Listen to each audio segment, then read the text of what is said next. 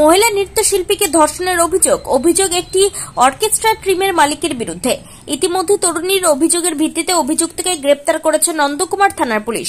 আদালতে তোলা হলে 14 দিনের জেল হেফাজতের নির্দেশ দিয়েছেন বিচারক। 1 আগস্ট নন্দকুমার থানায় লিখিতভাবে অভিযোগ দায়ের করেছেন নির্যাতিতা তরুণী। তার অভিযোগ, ঘটনার কথা কাউকে যাতে তিনি না বলেন সেই জন্য তাকে হুমকিও দেওয়া হয়, যার জেরে 10 জুলাই ঘটনা ঘটলেও প্রথমে ভয়ে ওই তরুণী কাউকে কিছু বলতে পারেননি। পরবর্তীতে ভয় কাটিয়ে পুলিশের দ্বারস্থ হন। অভিযোগ পেতেই অ্যাকশন নেয় পুলিশ। 4 তারিখ গ্রেপ্তার করা হয় এই অর্কেস্ট্রা টিমের মালিককে।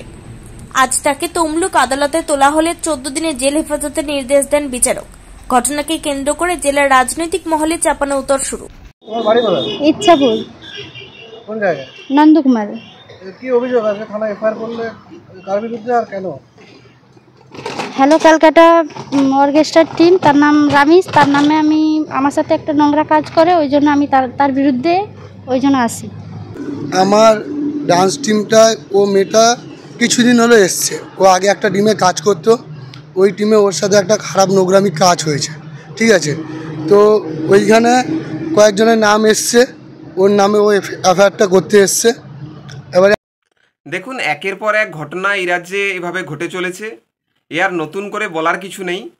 তবে এইটুকু বলতে পারি, আজকের এই রাজ্যের মাননীয় মুখ্যমন্ত্রী একদিকে যেভাবে কলকাতার মঞ্চে শিল্পীদেরকে পুরস্কার দিচ্ছেন, আর পূর্ব মেদিনীপুর জেলায় সেই শিল্পীরাই ধর্ষিত হচ্ছে। আর তৃণমূলের কি কোনো পদে আছেন? আমার তো জানা নেই উনি কোনো পদে আছেন বলে।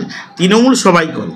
এখন দেখা যাবে পূর্ব মেদিনীপুরে 100 জন করলে ভোট ব্যতি রেখে 99 জন বলে আমি তৃণমূল করি। এরকম তৃণমূল কিনা আমার জানা নেই।